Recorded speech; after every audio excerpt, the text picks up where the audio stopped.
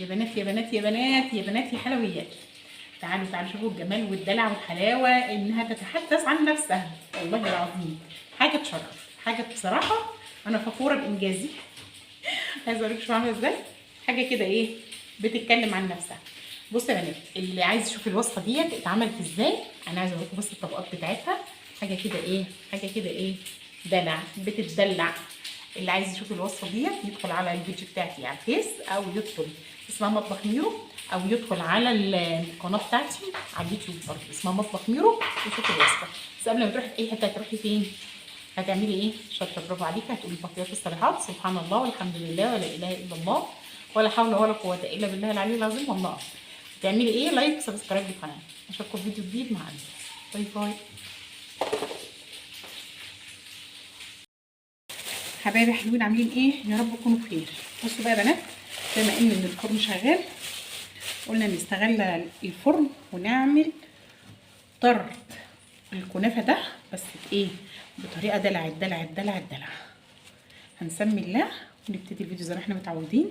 سبحان الله والحمد لله ولا اله الا الله ولا حول ولا قوه الا بالله العلي العظيم والله. هتمسكوا الكنافه من الفريزر، بس دي عشان مطلعها بقالها شويه عملت كده. ايوه دي يا مش هيكفي. لا حلو. نجيب التانيين كمان زي ما انت شايفه اهو. حطي له ميه سخنه، بفركها كده في بعضها. انا بقى ديت عايزاها بودره، يعني يمكن انا كمان اضربها في الكبه.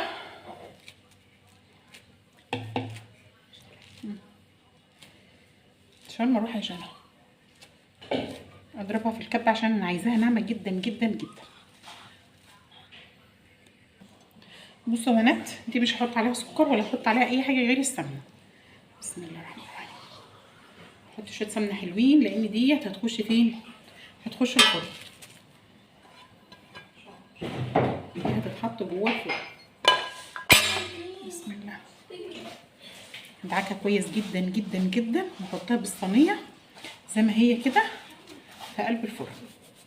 وهفضل بقى جنبها، مش هتنقل خالص من جنبها عبال ما كلها تتحمر وتتحمص وتديني اللون الكنافه اللي احنا بنشتريها او اللي احنا بنطبخها او اللي احنا بنعملها. اهم حاجه ان انت تفركيها في بعضها كده، علشان السمنه تخش في كل شعريه في الكنافه.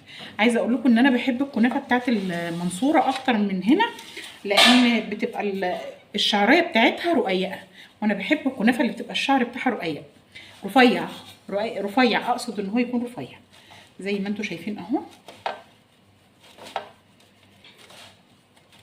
هغلفها كلها زي ما انتم شايفين. الخطوه دي مهمه جدا يا بنات. في ناموسه دخلت بس طارت زي ما انتم شايفين اهو. الناموس مش كده ان هو مصطادني طول الليل، لا وجايب النهار. ده انت ناموسه قليله الادب يا غرابي. كده تمام اهي، بقت كلها كلها كلها سمنه. هدخلها جوه الفرن في نفس الصينيه واحمصها. هفردها بس على اساس ان هي ايه تتحمص معايا بسرعه بسرعه، وارجع لكم اوريكم هنعمل ايه. يلا بينا. يا مساء السعاده على عينكم يا سكرات. هتعملي ايه يا بنتي يا ميرو؟ يا ميرو يا ميرو عسل انتي. هعمل ايه؟ تعالى نعمل كنافه بس بطريقه مختلفه خالص. هتعمليها ازاي؟ تعالوا يلا بينا. ده المقطع اللي احنا ايه صورت لكم مقطع قبل ده بتاع الكنافه اللي حمرتها في الفرن.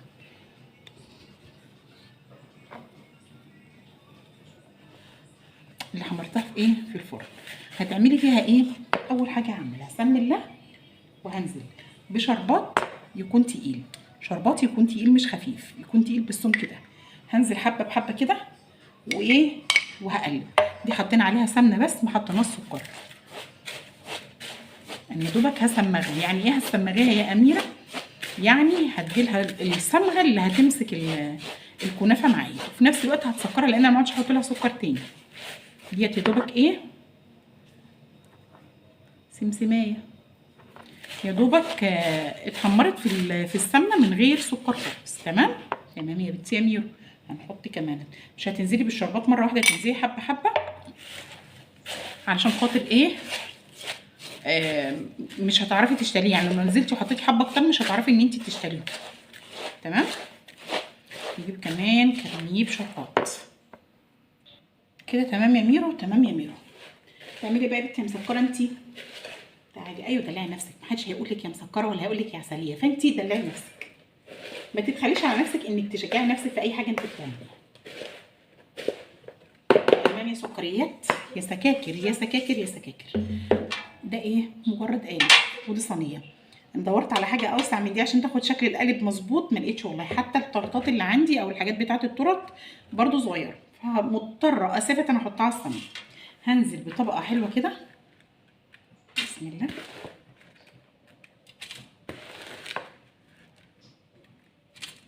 زي ما انتم شايفين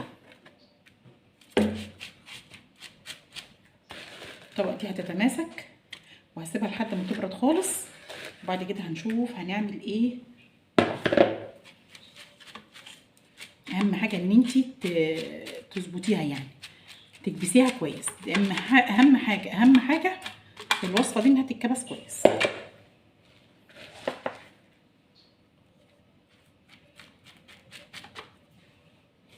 خطوه خطوه معاكم اهو.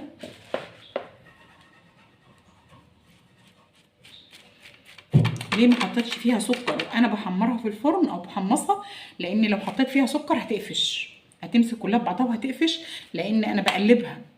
فكل ما انت ما بتاخد وش بقلبها، فانت لو حطيتي فيها السكر هتمسك على بعضها ومش هتعرفي تقلبيها وهتكلكع منك وهتتكسر ومش هتبقى حلوه خالص. فانت لازم تاخدي بالك من النقطه دي. هتحطي عليها الزيت السمنه اقصد، وعلى فكره هي ما بتاخدش برده كميه سمنه كتيره.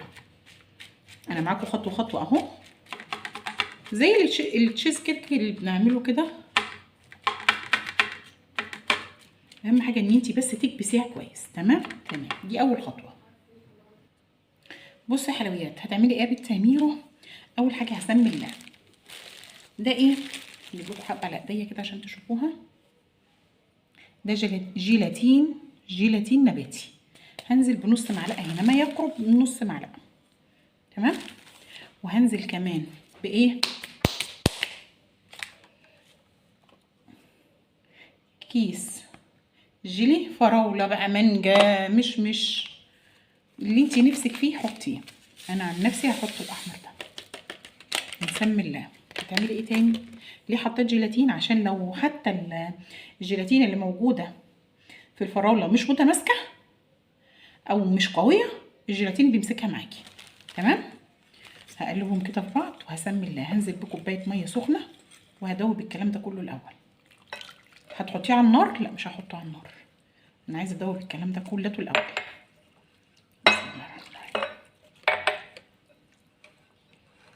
ريحه الفراوله رهيبه يا بنات. اهم حاجه ان انت تدوبي الجيلي والجيلاتين مع بعض كويس جدا. مش عايزه تحطي جيلاتين خلاص براحتك، بس يعني انا دايما بأمن نفسي بيه بصراحه. انا دايما من الناس اللي بأمن نفسي بيه. مش هحط اي ميه تاني دلوقتي الا لما احس ان الجيلاتينه دي كلها دابت. تفضلي تقلبي شويه حلوين كده لحد ما تدوب خالص خالص معاكي. في ناس يعملوا بيحطوه على البوتاجاز، تمام مش مشكله، برضو بيبقى حلو على حسب ما انت بتعمليه. انا ساعات بعمله كده وساعات بعمله كده، بس بما ان ده طرط هيتحط على ده جيلي هيتحط على طرط الكنافه، فمش مستاهل ان انا احطه على النار يعني.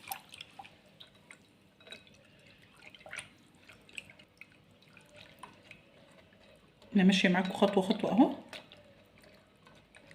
كده. لازم تتاكدي ان الجوانب كلها كده تمام،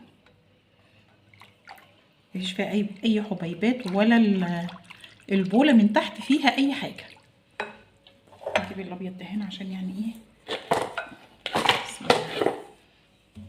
تبقى باينه اكتر. هننزل بقى بكوبايه ميه ساقعه وهقلب برضو.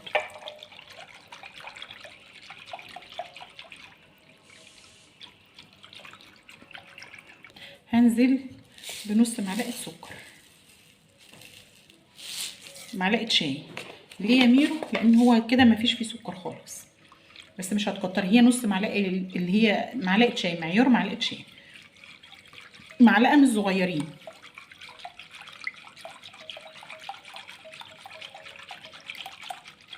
وهركنها قيمه 5 دقايق كده لحد ما احس انها سقعت خالص. قيمه 10 دقايق بالظبط كده، وبعد كده ننزل بيها على الطرت بتاع الكنافه. تمام. عبال ما دي تبرد بقى وتوصل للقوام اللي انا عايزاه، هتعملي ايه يا ميرو؟ هنعمل كالتالي. هنسمي الله، نوصل لنفسنا بقى كده. اوبا، ليه كده؟ ليه وقعت على المفرش؟ معلش، الحمد لله. هاجي هنا في الكبات دي، الكبات دي اللي انا بعمل فيها الديسباسيتو حشوات كتير، بعمل فيها حاجات كتير بصراحه. معلقه صغيره. بصوا يا بنات، بظهر كوبايه كده، واحاول ان انا ايه اسويها وافردها خالص بحيث ان هي توصل انت لو عملتي بايدك ايديكي هتلزق والدنيا معاكي كلها ايه هتبوظ. احط طبقه حلوه كده معقوله من الكنافه. طب انت ليه عامله كبات؟ يعني الاطفال بتحب الحاجات دي. هعمل كام واحده معاكم والباقي انا هعمله مع نفسي. تمام. اهم حاجه ان انا اسوي الجناب عشان لما انزل بالجيلي وبالحاجات دي تبقى الطبقات من بره باينه وشكلها لذيذ. شايفه الشكل بتاعها متساوي من هنا. هعمل كمان واحد اهو. لو انت عملتي بايدك مش هتعرفي ان انت تسويها زي ما ظهر الكوبايه هيسويها بصراحه. بسم الله.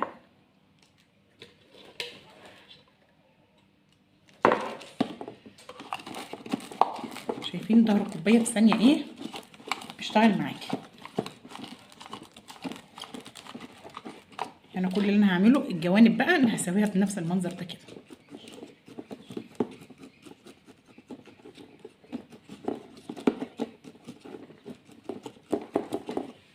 تمام. شايفينها؟ هكمل بقى الباقي وارجع لكم. بصوا يا بنات، انا عايزه ادي شكل جمالي للكوبايه، فانا لو حطيتها كده هتديني طبقه ايه واحده. فانا علشان ان انا ادي لها الطبقه اللي انا عايزاها هسمي الله وهنزل زي ما انتم شايفين كده. اهم حاجه خدي بالك ان انت ايه ما توقعيش. بسم الله. انا عشان مش شايفه.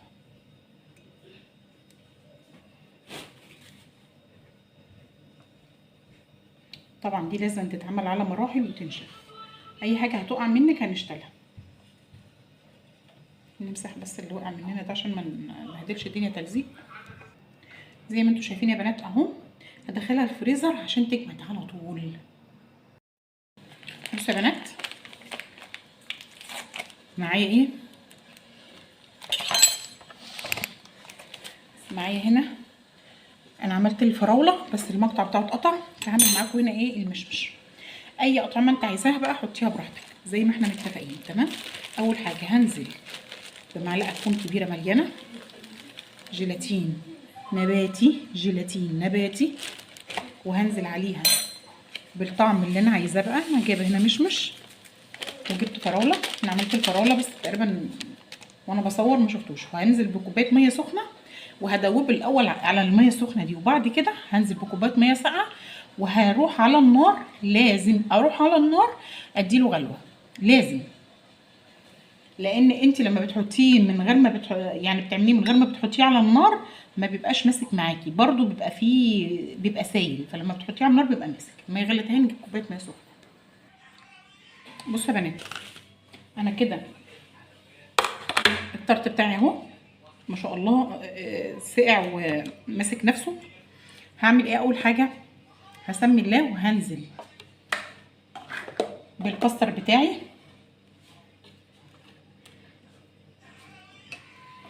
ممكن امسكها كده وننزل مره واحده. ما تحطيش طبقه كبيره، حطي طبقه ولو احتجتي حطي تاني. فاهماني؟ لما تيجي تحطي ما تحطيش طبقه ايه كبيره مره واحده. بظهر المعلقه كده. لازم ده يسقع، لازم ده يسقع عشان لما اجي احط الجيلي عليه يقفش. تمام. تبقى الطبقه كده ايه ماسكه نفسها.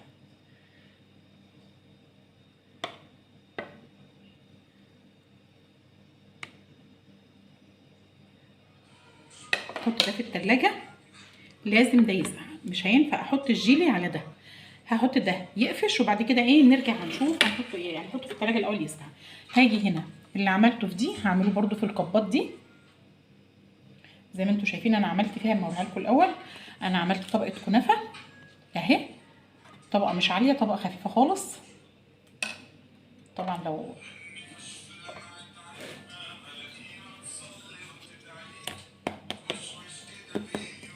حاولوا يكون المقاسات كلها واحده.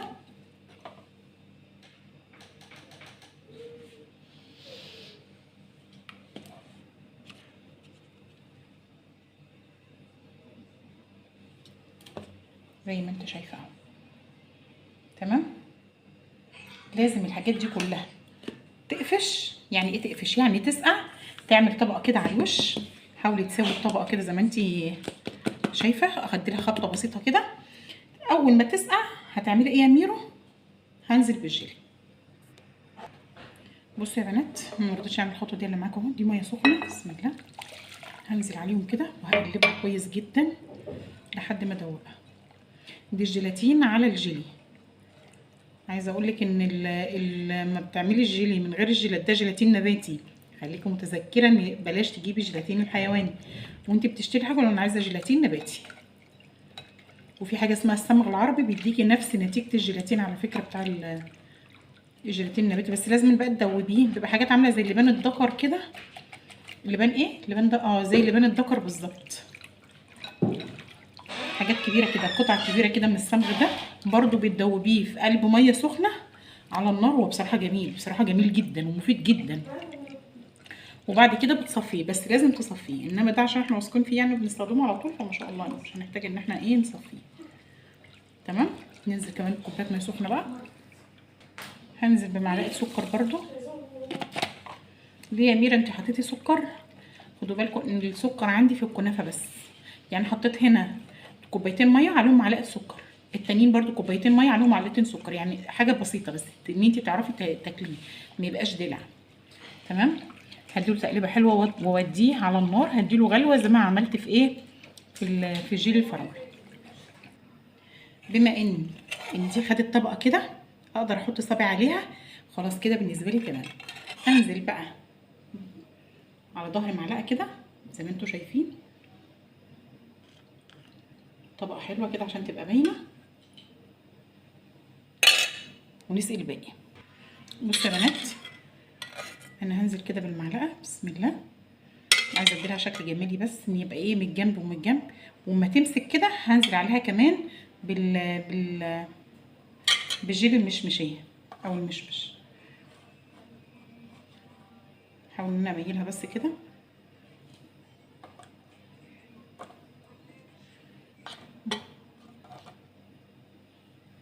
اهم حاجه ان انت تحاولي ان ما توعيش. ارجوكي ارجوكي ارجوكي بس خليكي كده ساندة نفسك اي اتجاه. انا موافقه. هننزل كده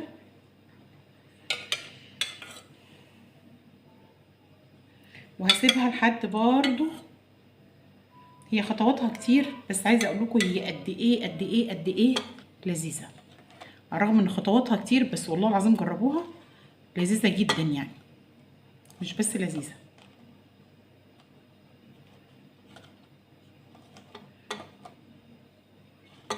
اهم حاجه تسندي دي كده وانزلي بالراحه بالمعلقه يعني عشان الدنيا ما تتعكش كده مثلا او تغرق معاكي او تعرفي تكوني متحكمه. لان انت مش بتحطي كميات كتيره. شايفين؟ اول ما هتجمد هنحطها على طول في التلاجة. هي بتجمد على طول ما بتاخدش وقت على فكره.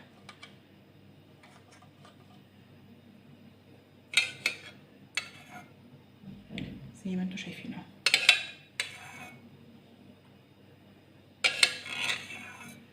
هندخلها التلاجة عبال ما يكون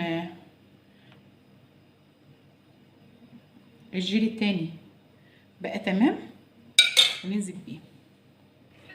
بصوا يا بنات، انا كده خلاص عملتها سيبتها في التلاجة تجمد في الفريزر مش في التلاجة. لان لو قعدت في التلاجة هقعد لبكره. انت بتسيبيها لمده 5 دقايق في الفريزر ان هي بس ايه تجمد. تمام.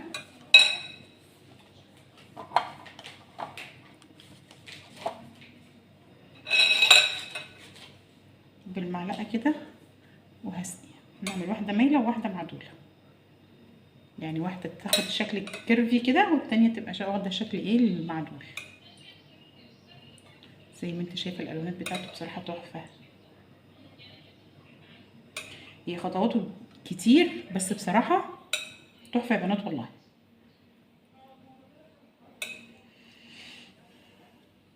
بسم الله. يا رب تكون الكاميرا مبينه اللي انا بصوره.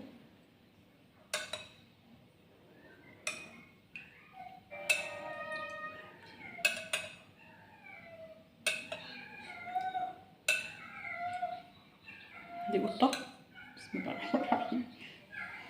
زي ما انتم شايفين يا بنات، هبص على القطه واجيلكم. دي كده خلاص الكنافه تمام. كل اللي انا هعمله همسك السكينه، همسح الحرف بتاعها كويس جدا عشان يعني ما يبوظش الدنيا معايا، واحطه هنا كده وهنزل زي ما انتم شايفين. السكينه تكون حاميه كده كده كده كده كده كده، مجرد ان انا اسلك القالب من القاب نفسه او من الكنافه تمام.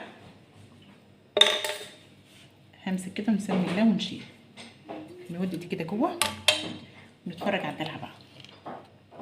اتفرجوا يا بنات على الدلع، حاجه كده بتتكلم عن نفسها والله العظيم. شايفين حاجه كده ايه بتغني. طبعا لو كان عندي فراوله كنت زينت، بس انا ما عنديش فراوله. وشوفوا القبات بتاعتها متماسكه، شايفين عامله ازاي؟ شايفين كنافه كاستر جيلي. بسم الله. ده برضو اللي احنا عاملينه ايه وش وش اهو، كنافه كاستر جيلي. حاجه كده بتتكلم عن نفسها. بس في حاجه عايزه اقول لك عليها بقى تمام.